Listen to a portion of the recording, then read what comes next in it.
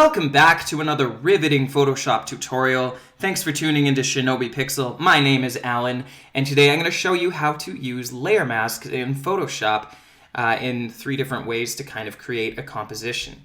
What we're going to be making today is this magnificent skylit forest. All right, I threw this together in about 15 minutes, so I'm not gonna be winning any art awards with this, but I used layer masks to accomplish the creation of this piece, and I'm going to show you how that's done. It's really easy. But first, I just want to address quickly what a layer mask actually is in case this is a brand new concept for you or you're unfamiliar with it. All right, simply put, a layer mask is an easy way to show and hide pixel information on a layer or a group, all right? And so in this illustration, what I've got here is a layer mask attached to a group, and on my screen, even though there are rolling hills and mountains and everything, all you can see is in this circle here, because I've got black and white areas in the layer mask, and anything in white is exposed, anything in dark isn't. And to help just further illustrate this point, I'm going to introduce you to my good friend John Cena. You can't see John Cena because, well, he's John Cena. But you also can't see John Cena because he's hiding in the black areas of the composition, all right? You can think of this conceptually in the real world almost like a light switch in a room, right? If you walk into a dark room, you can't see anything. It's all dark, it's all black. If you turn the light switch on, you're introducing light, you can see things, right? Black is hidden, light is exposed. And just like in the real world, you have black, you have white, but you also have shades of gray in between. And when we're speaking in terms of layer masks, if you introduce shades of gray, you're also introducing semi-transparencies, and that is a powerful tool. All right, if I've lost you, hang in there. Let's actually put this into practice. I'll show you what this all means. Okay, so let's actually put this layer mask stuff into practice. I have created a base layer here that I'm going to drag into our working file. This will be kind of the foundation of our little nighttime scene, okay? And it's important to name your layers to keep everything organized, so I'm just gonna call this base layer. Nice and simple. The next thing we need is our starlit night. I've created an asset here that I'm gonna drag into our working file. And by the way, these assets are all available. I've zipped up the entire file for you. And if you look in the description of this video, you're able to actually download it all and follow along with this tutorial if you want, if you think that'll be helpful. So that is available to you free of charge. Just check the link in the description. I made this graphic a little bit bigger than it needs to be. So I'm just going to hit Control T or Command T if you're on a Mac, and I'm going to resize it to something I think that is probably a little bit more appropriate for the dimensions of this piece. And I'll hit enter to commit those changes. All right, now that that's sized, we should name it. So I'm just gonna call it Starlit Night or something like that. Okay, now we need our moon. So I'm gonna pop over to the moon graphic that I've created, and I'm going to drag it into my working file. And again, this is a bit of a larger asset than we really need, so I'm going to hit Control T or Command T, and I'm going to scale it down somewhat. If you're following along at home and you are finding that it's not scaling properly, you may have to hit Shift. I know certain some older versions of Photoshop, you needed to hold Shift as you're scaling things down in order to maintain the aspect ratio. So hit enter, and we have our moon now. And I'm just going to name it moon, and I'm gonna hit save. Now, right away you're gonna notice we've got a bit of a problem here, right? Our moon is, well, it's inside of a big black box, and we want the stars to show through that. So because this is a layer mask tutorial, I'm gonna show you how to accomplish that using a layer mask, okay? And I just want to preface this, because the comments might get filled up with haters, okay? There are a number of different ways to accomplish the same task in Photoshop. Some are better than others, and some you might want to use in certain applications but not others. The whole point in this particular tutorial is just to show you how to use a layer mask. So, I'm giving you the tools to use them, and I'm not necessarily advocating this being the right way or the only way, okay? Just different ways. So, I'm going to select my elliptical marquee tool. That's right up here. And I'm going to drag a circle around the moon. If I press and hold the shift button while I do this, I can drag it and try and make it a fairly perfect circle. Okay, you can see that I've kind of overshot, and that's fine, because if you use the arrow keys on your keypad, you can reposition your selection here. And you'll notice I've kind of made it a little bit too small. We could go in and adjust that a bit. We can go into select, modify, and expand by 1 pixel, and that'll make our selection a little bigger. I really don't care at this point if I'm, exactly accurate, because what we're going to do is create a cutout of the moon using a layer mask. And I've been doing a lot of talking, and we haven't actually created any layer masks yet. So let's get that done right now, shall we? My favorite way to introduce a layer mask is simply to just go to the layer menu, and down here, you've got an icon that looks like this, and it says Add Layer Mask. With my selection, I'm going to hit Add Layer Mask. And you can see what happens. My moon just got cut out, right? And now, on the layer itself, I've got a white circle inside of a black square, just like how John Cena demonstrated previously. There is our moon. It's a perfect circle, and our layer is attached with a mask. Now, before I show you how to introduce the other layer masks, I just want to quickly talk about how the layer mask works when it's connected to the layer. Okay, you can see there's a little chain link icon here. If I unclick that, then what I've done effectively is I've disconnected my layer mask from the layer itself. And sometimes you may want to do this, sometimes you don't. If I wanted to resize the moon and that chain link was disconnected, well, watch what happens. Uh-oh, my layer mask remains the same size, but my moon graphic is smaller now. So the black edges are on display again, and that's a problem, right? So I'll just undo that, Control or Command Z to undo. You want to make sure in this case, your layer mask is attached by that chain. All right. I'm going to hit save because it's always a good idea to save your work. The next thing we need to do is bring our trees into the equation. I've got trees already made up. They are on a blue screen, just like how they make your favorite Marvel movies. Everything is blue screen or green screen these days. So I'm dragging it in. Before I resize that, I'm just going to rename it to trees. And again, Control T or Command T if you're using a Mac, and we will just resize this graphic accordingly. And we'll put it in place.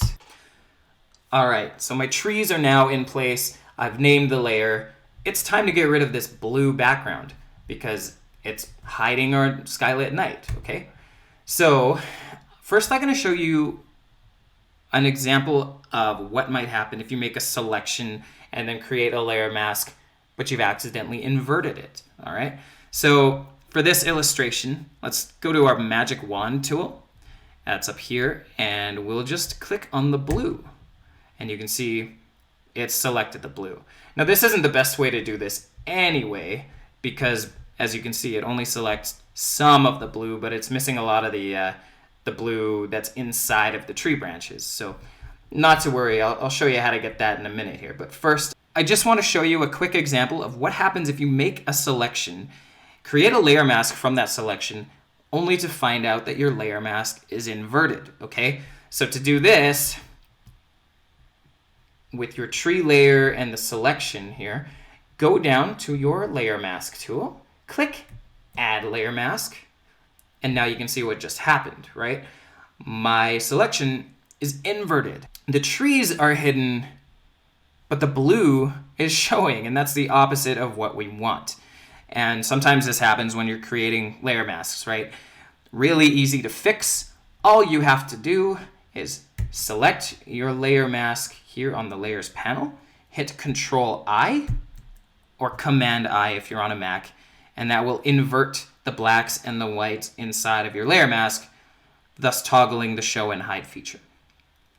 Okay, you can see that I didn't do a great job of cutting out the blue in those trees. All right, there is a better way to select that blue color range, and I'm going to show you how to do that. But first, I'm going to show you how to delete the layer mask that we've just created. You go over to your tree section, right-click on the layer mask icon, and select Delete Layer Mask. It's that easy. And that is the benefit of using a layer mask here. It's a non-destructive editing tool, which means I can extract the trees from their background without ever having to actually manipulate the layer itself and change the graphical information in that layer. So I can make edits and changes on the fly and not have to worry about doing any permanent damage to that tree layer. Okay, so we want to get all this blue, right? Let's go to the Select menu up top here. Go down to Select Color Range. And you've got a little eyedropper icon. Now, if I hold the eyedropper icon and I just drag it around to the different colors, you can see what happens in the preview window. I'm going to select the blue area. And you can see now everything in blue is hidden.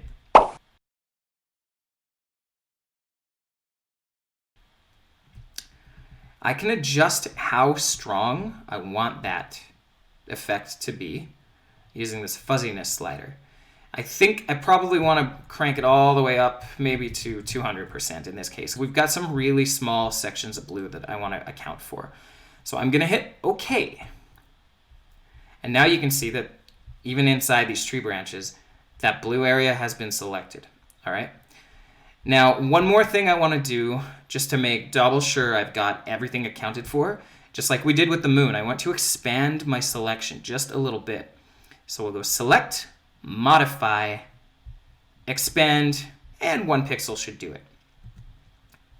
Okay, now if it looks like I'm cutting out information on the trees that I didn't want to lose, don't worry, it should be accounted for with the fuzziness slider that we looked at earlier, okay? Okay, so another way you can access your layer masks is to click Layer, Layer Masks, and Hide Selection. And there we go. Now you can see, if I zoom in, we've taken a lot more of the blue out of those trees. There's still a little bit there, and there are other ways we can finesse that to just get rid of it entirely, but that is content for a different day and a different tutorial. Okay, let's reposition our moon here. And I think I might even want to resize it. Now remember, as long as that chain link is attached between the layer and the layer mask, any changes we make to the layer itself will also affect the mask. So in this case, if I want to resize the moon, I will hit Control T or Command T, and I will just shrink it just a bit. And you can see now that the layer mask is also resizing in relation to the rest of that layer. I'll hit Enter, and there we go. Now, I think the moon would look better with a little bit of a glow added to it. And I want to show you how layer masks work with layer effects. So if you're unfamiliar with how to introduce a layer effect, it's pretty easy. I will show you how to do that. On your layers menu, beside your layer mask here in this sort of open area, you'll want to double click. And what happens is a layer style window pops up. Okay, and down here we've got an outer glow option. So I'm going to click that, and wouldn't you know it, I can affect the opacity of that glow. I can change the color. I can introduce some noise if I want to add some texture. And there's a few other parameters we can play with here. Now, obviously, what I've done right now looks terrible. So let's give it a nice, it's the moon. It's probably reflecting some sunlight. We'll go with a color something like this. And let me just bring the opacity way down. I'm going to turn the noise right off. And There we go. It's a subtle glow. You can kind of see it. I'll change the size just a little bit so it's not quite so big. Make it maybe 60 pixels. And we can see how this effect looks on and off by just clicking this checkbox here beside the outer glow. I think I'm happy with that. I'm going to hit OK. And now I'm going to hit save because it's always a good idea to save your work. There's one last thing I need to do. I want to modify this starlit night a bit so that we can actually see the base layer. Remember that base layer? If I hide it, you can see what I mean. There's a base layer there. In the real world, the planet has an atmosphere. You're not going to see the stars quite this brightly, right? And in order to do that, I want to introduce shades of gray into a layer mask. Remember, I touched on that earlier. So I'm just going to hide the moon and the trees for now, and I'm going to attack our starlit night. So what I want to do is add a layer mask. I'm going to click the layer, and I'm going to click Add Layer Mask. Now you'll notice everything is white. Nothing has changed. And that's because we didn't have a selection made when we created our layer mask. So this is a blank canvas, and we need to start drawing on it. Now again, remember, white means show, black means hide. So if I was to go over to my color palette, select a black, and take a brush, and just start drawing, you can see now, I don't know what I'm drawing here exactly, but I've hidden that section of the layer. Now you can do some cool things with this technique. If I just hit Control I on that layer mask, I've inverted it, and now all you can see is the starlit night. So these are things you can do. Obviously, this is not what I wanted to do, so I'm just going to Control A or Command A and delete all of that information. What I really want to do is take a soft-edged brush, a very big soft-edged brush, and I want to paint a little bit of the sky away from the bottom. I suppose you could also use a gradient for this, but I kind of want to paint it to show you the brush technique, because this is something that you might use a lot if you're trying to cut out certain people or things from a scene. Okay, so I'm going to select a pretty big brush. Let's make this probably closer to 800 pixels. Okay, and I've zoomed out here with my black color selected, because remember, we're going to take away from the starlit night. Just outside of my graphic, I'm going to start painting. And you can see now what I've done here is I've actually created shades of gray in between the white at the top and the black at the bottom of that layer mask. There are shades of gray, and you've got a bit of a semi-transparency now. So if I bring the moon and the trees back into the equation, there we go. Now it looks a little more natural, right? If you want to see what that starlit night looks like without our layer mask, then what we can do is we can right-click and disable the layer mask. And you can see there's a big X through it. And that's a way of being able to preview what your work looks like prior to that mask. So you can see actually now there's quite a big difference. And I think we're enhanced by using this gradiated starlit night layer mask, okay? Here's something fun you can do on the moon too. If you do that same trick, right-clicking and disabling the layer mask, you can see that outer glow actually affects the entire shape of the base image, which of course had the black areas, right? That layer mask affects only the pixels that are being shown. So when you introduce a mask, you effectively change the way that layer effect interfaces with the layer. So if we want to reposition the moon and just make any changes you want, you are free to do that. But otherwise, that is basically the tutorial. We created the moon's layer mask using our elliptical marquee tool. We created the tree layer mask by creating a selection through our select color range tool. And we've created the starlit night layer mask by simply creating a layer mask and drawing with a paintbrush.